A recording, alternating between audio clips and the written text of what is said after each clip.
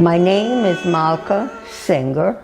I was born in outside of Tel Aviv, on the outskirts of Tel Aviv. What year? Which 1925. Now my dad was born in Bialystok, which was sometimes Poland, sometimes Russia. My mother's family lived just outside of Lublin, Poland. They left just after the First World War. Well, Jews were not treated very well in Russia, or Poland for that matter. At first, I think he was like all the pioneers at the time, cleaning up roads, trying to guard different communities. I know he used to say that at night they rode on horses with guns, protecting a community. And during the day, they were clearing up rocks. So this was 1918? That was around 19, maybe 17. Why do they need to ride around with guns at night? Well, because the Arabs were constantly rioting. There were Arabs who actually in the middle of the night would go and just kill people.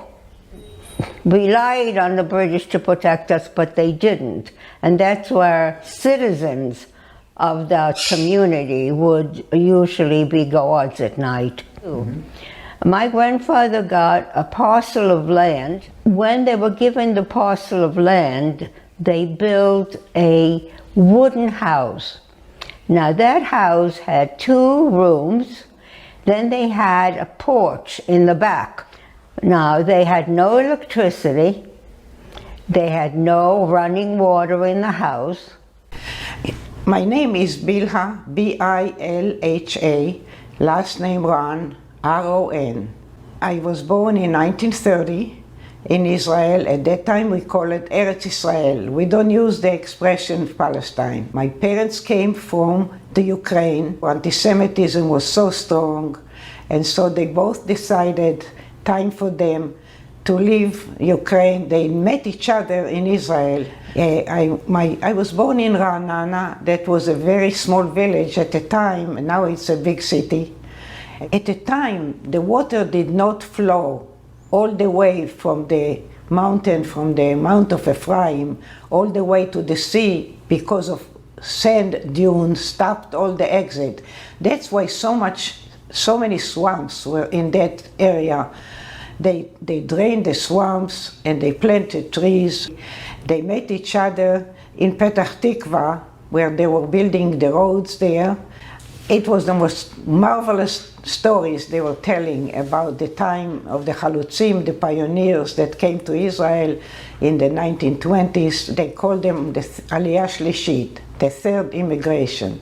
But we were attacked by Arabs when I was 3 years old and when I was 9 years old. There were attacks upon Yarkona, our village.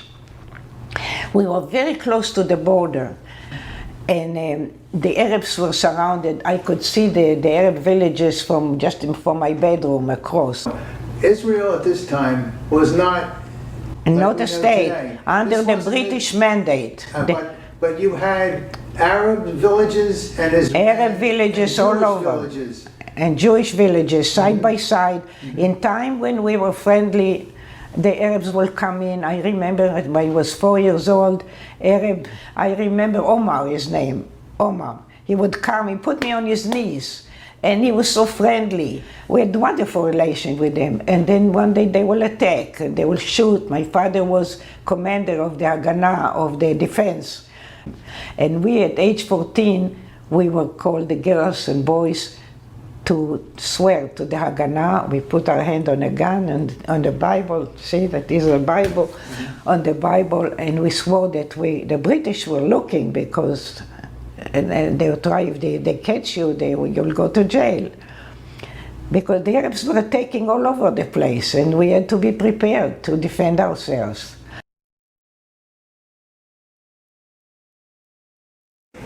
So I'm Danielle Gurian, and I was born in Tel Aviv in 1946.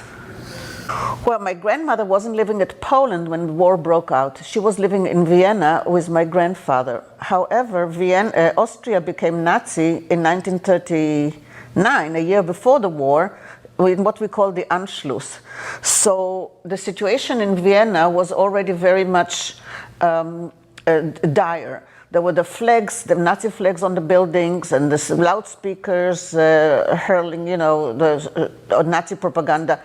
So they ended up running ahead of the Nazis and came to Bulgaria.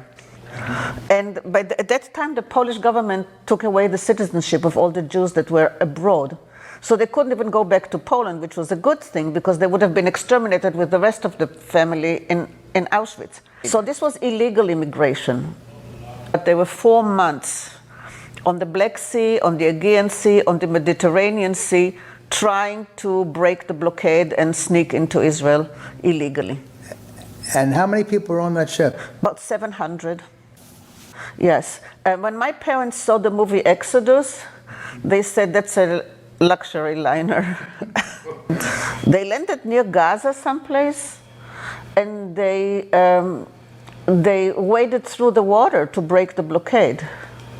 How close could they get to land? Because I would think the ship would have a deep draft. No, people waited with boats.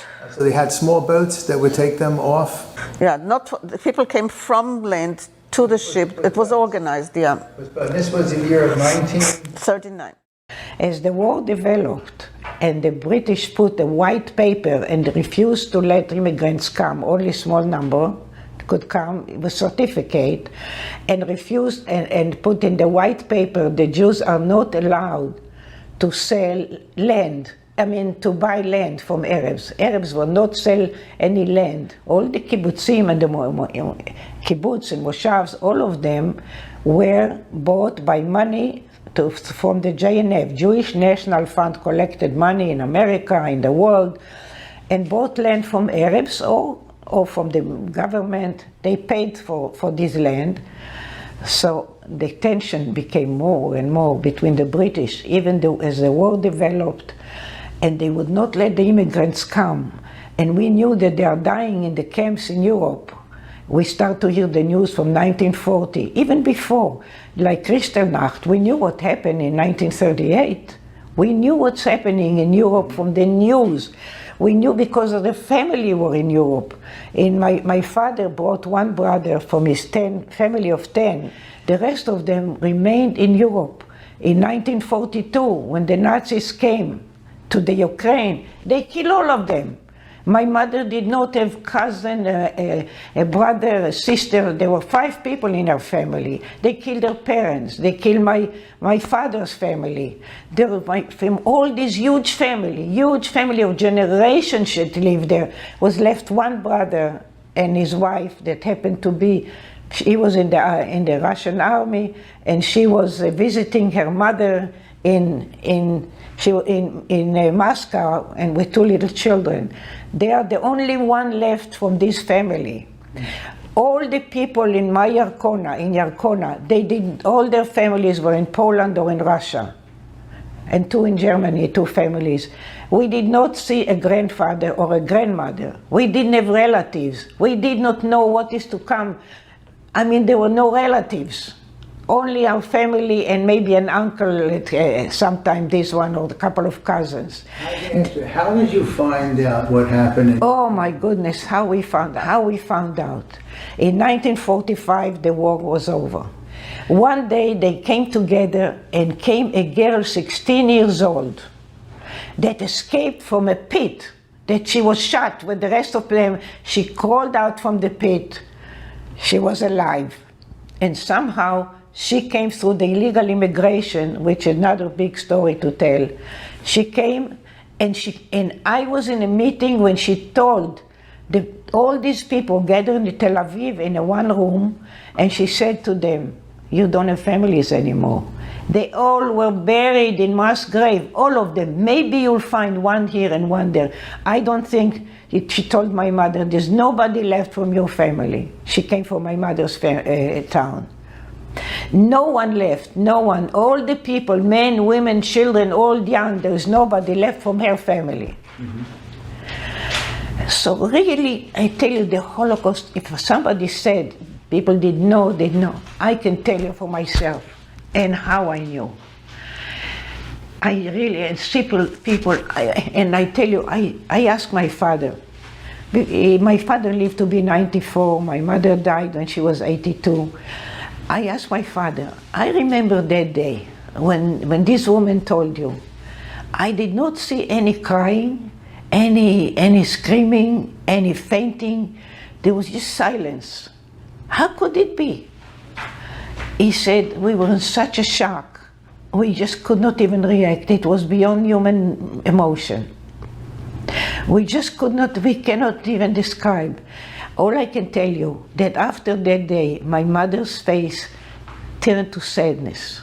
She was really, there was sadness in her face all the time. And they didn't talk about it. That is the truth. They didn't talk about it.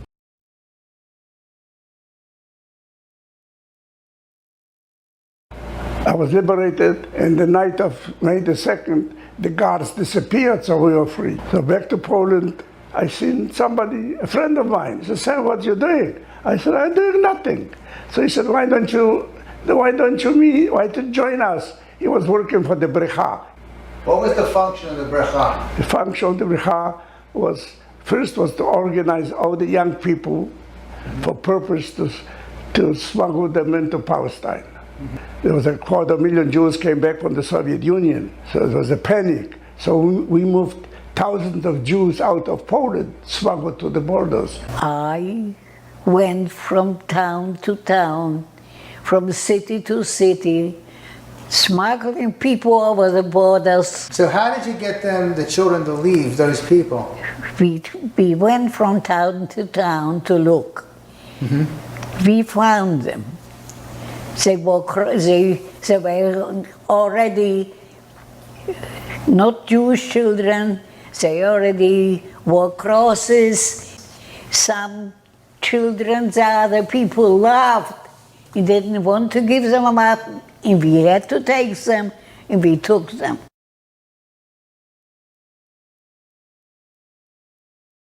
In 1947 and 1948, we had a greatly anti-Semitic State Department, which I may talk about in a few minutes. Every passport that was issued that year by the State Department had a stamp in it, an actual stamp in it that said, not valid for travel to a foreign country for purposes of serving in a foreign army. I was 18 years old. We knew that the Arab countries, surrounding Arab countries, 5 surrounding Arab countries, were going to invade Israel. They said they would. I saw a bulletin, a notice on a bulletin board that said the National Students Association was going to have a ship going that summer to England, and then we were supposed to get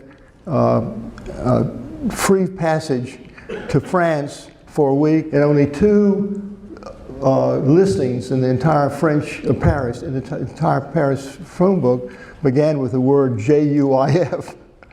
And I took the underground, a subway, to the first one, and it turned out to be a kosher butcher shop.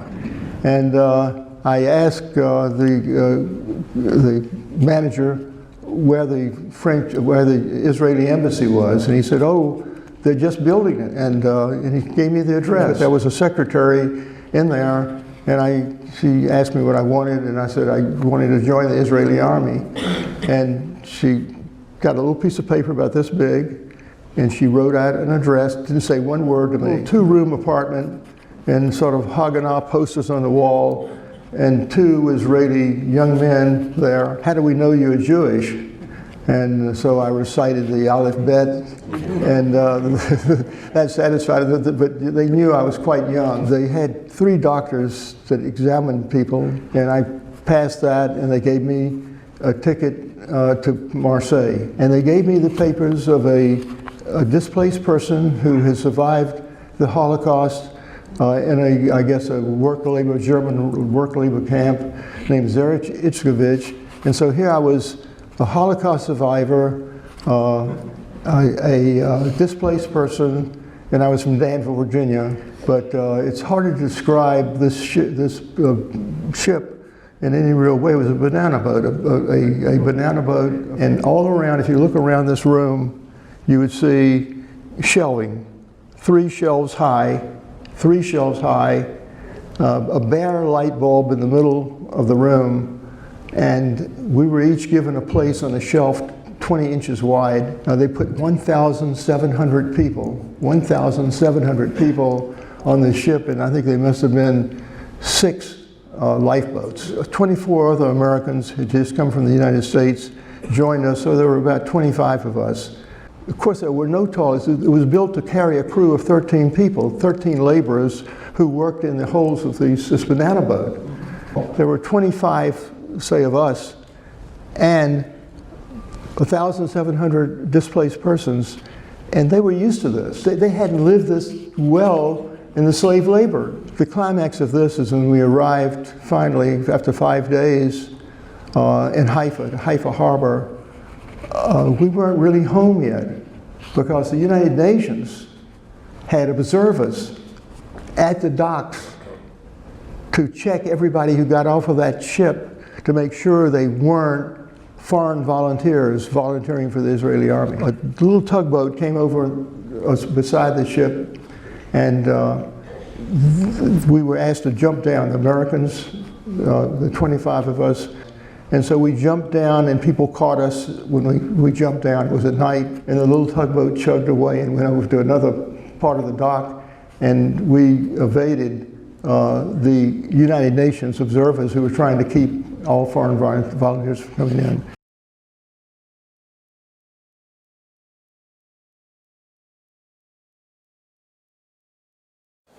My name is Zev Gurian, and I was born in the old Soviet Union in the Ural Mountains about 3 months after the end of World War II.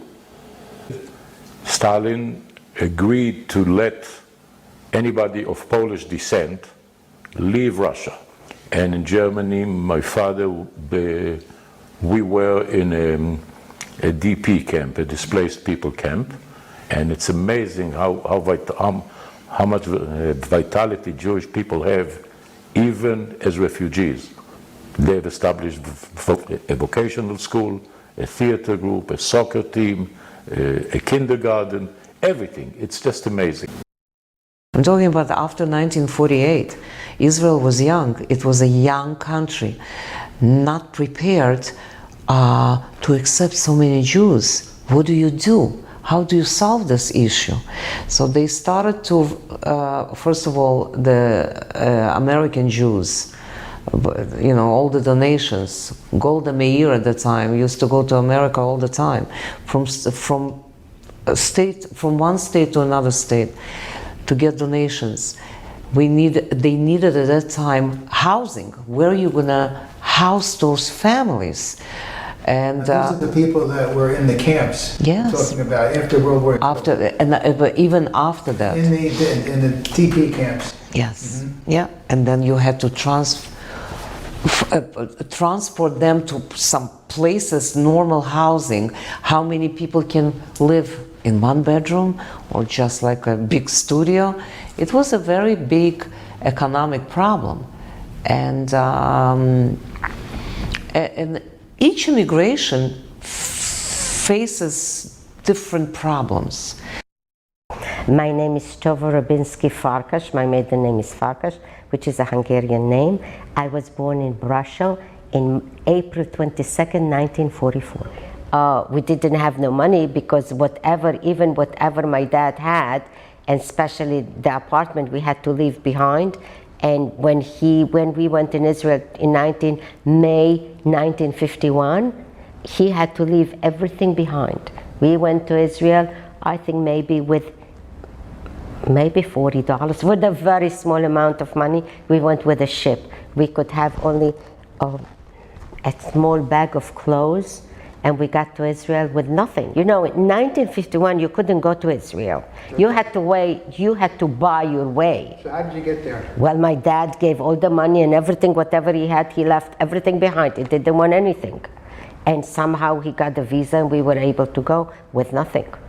But other people, you know, they stayed till 1956, I think, 1956 or 1957, that you could have left the Russian occupied territories and go to Israel if you So so the wished. Russian government wouldn't let you leave. Is that Yeah, what it is? exactly. Yeah, we lived in a Ma'abara is an absorption center, that in a tzrif. You know what's a tzrif? A tzrif is a hut made out of tin. We lived there for like a year and a half, and it is one big room from tin. In the summer, it's hot like an oven, and in the winter, you got an orchestra because it's raining. No running water, no toilet. We had to go, you know, out to the toilet and out to the running water and take a shower. My father got a job.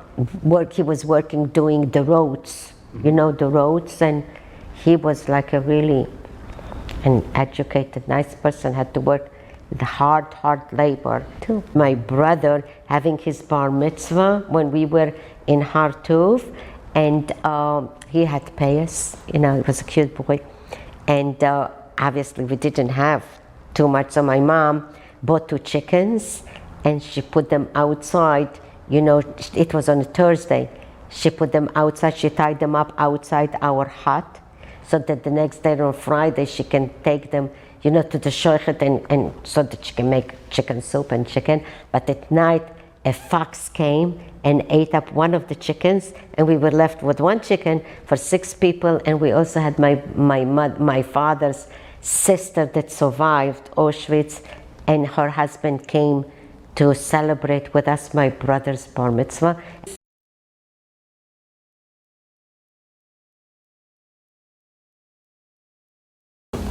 So all this period, you know, when we were growing up, terrorists, at that time they were called Fidain, will come in from Egypt, mainly Egypt and Jordan, into small kibbutzim and throw a grenade into homes or get into a settlement and kill a family. And this was all the time, or in the Golan Heights. They were shooting on the kibbutzim and killing people. So in between, Israel all the time responded in skirmishes. So it wasn't a peaceful time, but it wasn't a declared war. Israel in the second half of May 1967 was full of doom and gloom. Okay. I remember our foreign minister, Abba Eban, who was very well known, traveling from one civilized country to the other one, France, England, US, every place, and saying, please do something. Nobody did anything. And Egypt basically broke international law, clearly, because what they did is they closed the Straits of Tiran. To add to this, on June 2nd, which was a Friday, Jordan joined that pact.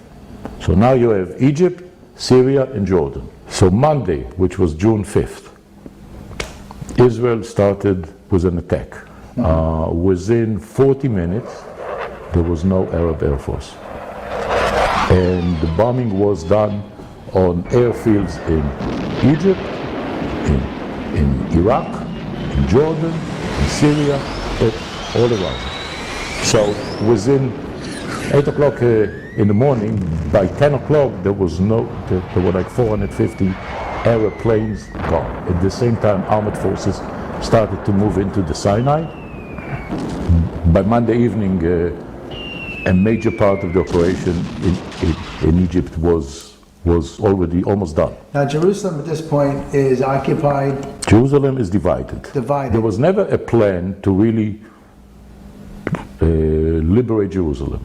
When I was growing up and I learned to swim at the YMCA, which is just across from the King David Hotel, and the King David is exposed to the wall. Right. When we would get off a bus, sometimes a Jordanian soldier will just play and shoot. So when Jordan started attacking, Jerusalem Brigade had the armored division, and they moved up on the mountain hill, and the infantry got ready on the other side. So we came from one side, they came from the other side. Everybody was rushing towards the Wailing Wall, and the Wailing Wall Today you see it because it's large and there's a big opening plaza in front of it.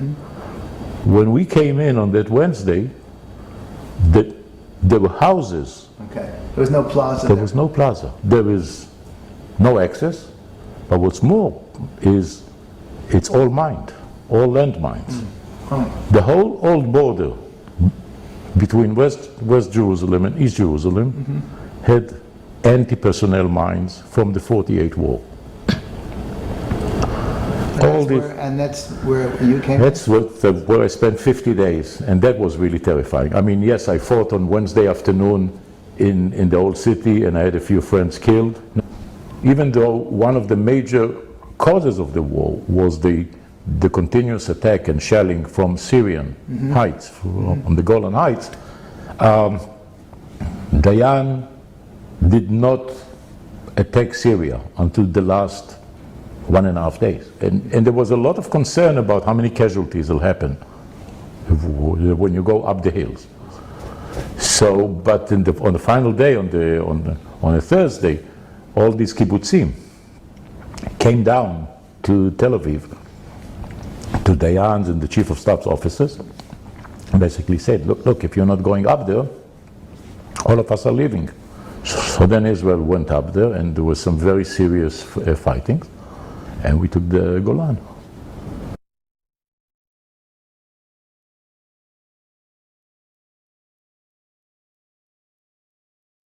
My name is Ilana. My maiden name is Goldberg, and my married name is Gross. I was born March 20th, 1954. I was born in Latvia, in Riga.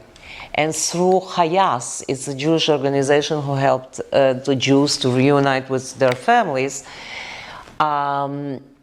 we got our visa to immigrate to Israel. At the age of 18, you go for a special training. Everybody goes through the special training for 1 month. I was alone, and I was listening to the communication on the other side. And suddenly you listen that all the Russian advisors, at that time the Russians were in Egypt, all the Russian advisors are living, not by themselves, but with their families. The first bomb that fell, it was on our base. And actually, I heard the pilot who took off from the base in Egypt. Yeah, well, Was that close? Yeah, well, it's intelligence. We're all not. Our base was hurt. My friend was killed. We were not exactly prepared, you know. And he slept in his room when the bomb fell. So, yeah, it was pretty sad. In '73, there was a surprise attack, as you know, in Yom Kippur. What they do over there is when there's like a major holiday, is, you know, a lot of people want to go home. So the people who are left manning the border are the young recruits. They have what they call over the Valley of Tears. That's the official name if you Google it. It's one of the biggest tank battles in the history. So that's why there were so many young kids who were killed. And the Syrians came down a long way. There was just one battle left, and if they had conquered it and succeeded, all the way down towards Haifa was open. I mean, this national slogan, or not slogan, the national motto about Masada, you know, is real. And that's the way a lot of Israelis feel. It's real. And, you know, the whole country is saying there will never be another Masada.